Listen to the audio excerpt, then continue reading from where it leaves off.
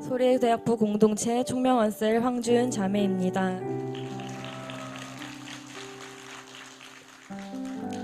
저는 중학교 시절부터 악기를 전공했습니다. 그 속에서 부모님께 받았던 상처들과 입시 과정에서 찾아왔던 우울증의 증상들은 항상 저를 힘들게 했습니다. 가정에서 밖에서 여러 관계의 문제들로 이런 증상은 대학 입학 이후 더 심해졌습니다. 대학교 레슨 선생님의 폭언들과 폭력에도 오히려 저를 탓하며 혼내는 엄마와의 여러 갈등 상황 속에서 멀어져 버린 아빠에게도 오랫동안 쌓여있던 감정들이 터졌습니다. 우리 가정은 나에게 안식처가 아니라는 생각을 하게 만들었습니다. 의지할 곳이 없고 내 편이 없다는 생각들은 저를 더 깊은 우울 속으로 끌고 갔습니다. 가정에서 엄마의 날카로운 말들과 쏟아내는 감정들, 그로 인한 상처들, 살얼음판 같은 분위기 속에 늘 눈치 보고 눌려있던 마음은 가족에 대한 원망이 되어 마음 한켠에 쌓여갔습니다. 세상의 어떤 수단으로도 해결할 수 없는 가정의 문제가 너무 답답하고 싫었습니다. 매일같이 심해지는 문제들에 언제 죽으면 좋을까라는 생각을 하는 것이 당연해졌습니다. 학교와 가정, 관계 속에서 늘 반복되는 문제들로 갈등이 생길 때면 미쳐버릴 것 같았습니다. 그럴 때마다 내 몸을 상처내지 않으면 숨이 쉬어지지 않을 정도로 우울증의 증상들은 더 심해졌습니다. 결국 밥도 잘 먹지 못하고 밖으로도 잘 나가지 않게 되었습니다. 이 문제들을 해결할 방법을 알지 못했기에 삶에 대한 의지도 미련도 없었습니다. 내일 당장 죽는다 해도 괜찮은 하루하루였습니다. 그러던 중 5년 전 가장 친한 친구에게서 만나자고 연락이 왔습니다. 친구의 바쁜 일정들로 만나기가 힘들었던 친구였기에 먼저 온 연락에 감동하며 약속 장소에 나갔습니다. 그런데 그 자리엔 친구뿐만 아니라 처음 보는 전도사님이 나와 계셨고 약간의 놀란 마음과 함께 첫 행복 모임을 하게 되었습니다. 저는 이 친구의 전도로 초등학교 6학년 때부터 고등학교 3학년 때까지 친구와 함께 교회를 다녔지만 입시와 여러 상황들로 인해 교회를 떠나게 되었습니다. 내 삶에서 힘들었지만 가장 행복했던 때는 하나님을 믿었던 중학교 때였음을 알지만 그 사실을 알기에 더 방황하게 되는 마음이 있었습니다. 내가 알고 있는 지식과 현재 내 삶의 모습이 너무 다르기에 다시는 교회에 갈 수 없을 것 같았습니다. 기도하는 것조차 양심에 찔렸고 나는 이미 여러 죄들로 썩어버린 것 같아서 다시는 돌아가지 못할 것 같았습니다. 이런 마음들을 이야기하니 전도사님은 동전 비유를 하며 너가 아무리 하나님의 손을 넣으려고 발버둥 쳐도 하나님은 절대 너의 손을 놓지 않으신다라고 이야기하셨습니다. 하지만 처음 보는 사람들과 함께 제 속마음을 이야기하는 것이 힘들었기에 행복 모임을 하지 않겠다 말하며 연락을 끊게 되었습니다. 그 이후로 우울증과 가정에서의 갈등은 더 심해졌습니다. 부모님과 대화는 단절되었고 학교에서의 문제들도 더 심해졌습니다. 그러면서도 제 마음 한켠에는 첫 행복 모임 때 들었던 동전 비유 메시지가 계속해서 맴돌았습니다. 그러다 2년 전 친구에게서 다시 연락이 왔습니다. 먼저 연락 준 친구에게 감동과 함께 또 행복 모임이 아닌가 하는 의심이 들었지만 그냥 만나고 싶어서 왔다는 친구의 말에 의심을 풀고 친구를 만났습니다. 하지만 그 자리는 행복 모임의 자리였습니다. 속았다는 마음과 친구에 대한 서운함에 그 자리에서 일어나고 싶었습니다. 하지만 그때 너는 행복하니? 라고 묻는 친구가 질문했습니다. 당연하게 저는 그 질문에 아니라고 대답을 했습니다. 그런데 그 대답을 듣고 오열하는 친구의 모습을 보니 그 자리를 일어날 수 없었고 그렇게 다시 행복 모임이 열렸습니다. 부정적인 마음으로 시작했지만 왠지 이번 기회를 놓치면 안 될 것만 같은 마음이 자꾸 들었고 저는 그 후로 계속해서 행복 모임의 자리로 나오게 되었습니다. 저는 교회를 다녔었지만 교회에 대한 부정적인 마음들도 컸습니다. 웃고 행복해 보이는 사람들을 보면 이 사람들은 힘들어 본 적이 없어서 그런 거야. 화목한 가정에서 자라서 그런 거야. 그렇기 때문에 웃으면서 살 수 있는 거야 라는 우리 가정에 대한 열등감에서 올라오는 못난 마음이 있었습니다. 하지만 행복 모임을 하며 듣게 된 수많은 가정의 회복과 간증들을 들으며 나는 명함도 못 내밀 것 같은 어려움과 아픔들을 겪은 사람들이 이렇게까지 변화되었음을 알게 되었습니다. 그런 아픔을 가지고 있던 사람들이 밝고 행복하게 변화된 모습을 보니 신기하기도 하고 죄송한 마음과 부끄러운 마음이 함께 올라왔습니다.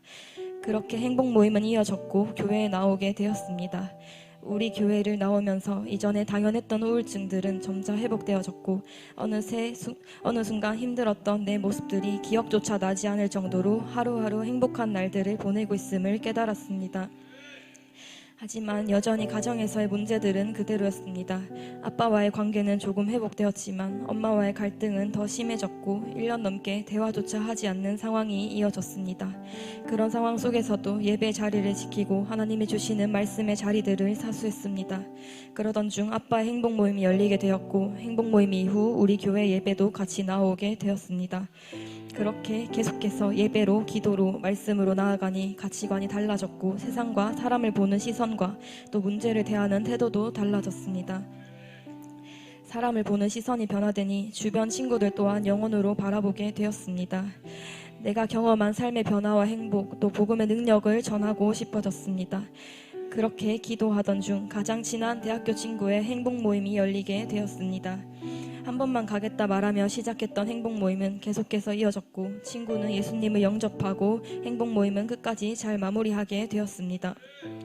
또 하나님께서는 수업을 진행하는 자연중학교에서도 하나님을 전하게 해주셨습니다. 처음 나간 학교에서 아이들을 만나자마자 이 아이들에게 하나님을 전해야겠다는 마음이 들었습니다. 아이들이 하나님을 만날 수 있길 계속해서 기도하였습니다.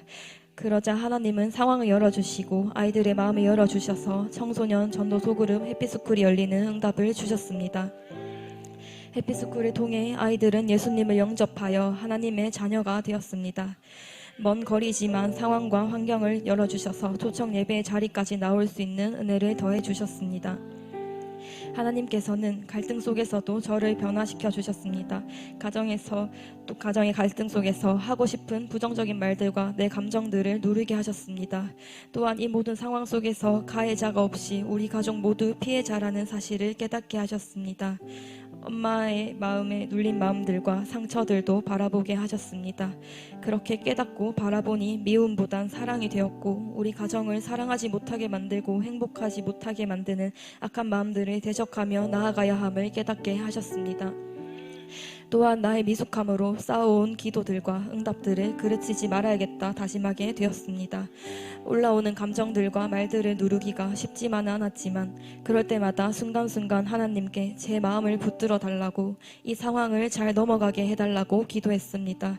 그러다 보니 어느 순간 가정 안에서 엄마와의 갈등이 확연하게 줄어들었고 관계가 회복되기 시작했습니다.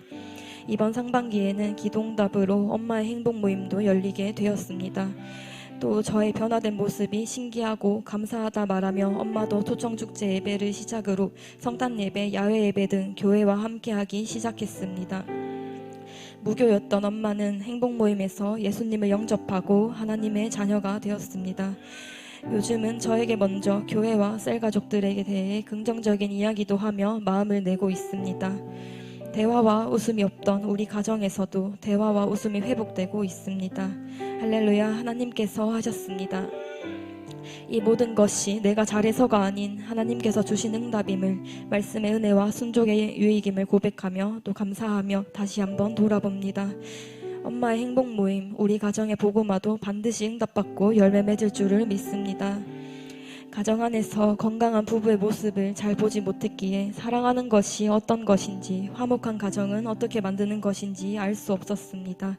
하지만 우리 교회에 와서 본 많은 가정들이 하나님의 말씀 안에서 회복되고 서로 사랑하며 신앙으로 함께 달려나가는 모습을 보니 건강한 믿음의 가정에 대한 소망이 생겼습니다. 우리 가정에 대한 모든 불만과 불안이 소망이 되게 하시고 또 새로운 기도 제목이 되게 하심에 감사합니다. 우리 가정에 시간을 뺏고 흔드는 고난들에 더 이상 넘어지지 않을 것입니다. 내 영혼아, 내가 어찌하여 낙심하여 어찌하여 내 속에서 불안해하는가? 너는 하나님께 소망을 두라. 그가 나타나 도우심으로 말미암아 내 하나님을 여전히 찬송하리로다. 시편 43편 5절 말씀. 아멘. 존경하는 담임 목사님, 복음을 전하며 나아가는 교회, 또 행복한 공동체가 있는 교회를 세워주심에 감사합니다. 먼저 달려가셨던 비전과 사명으로 복음을 듣고 하나님을 만나며 제 삶이 살아났습니다. 복음의 능력과 가치를 알게 되었으니 부족하지만 교회의 비전과 사명에 함께 동력하며 나가는 제자 되겠습니다. 내가 기도하는 것보다 더 크게 응답하여 주시는 하나님, 내 순종의 크기보다 더 크고 넘치는 응답들을 부어주심에 감사합니다. 소망 없는 나의 삶과 우리 가정에 소망을 더해주시고 회복과 기쁨을 더해주심에 감사합니다. 하나님의 살아계심을 경험했고 변화된 저의 삶을 날마다 전하는 제자가 되겠습니다. 더욱더 비전과 사명으로 충만하여 살아가길 소망하고 결단합니다. 마지막으로 내가 알지 못할 때에도 나를 사랑하시고 언제나 가장 선한 길로 인도하시는 사랑하는 나의 하나님 아버지께 모든 감사와 영광 올려드립니다.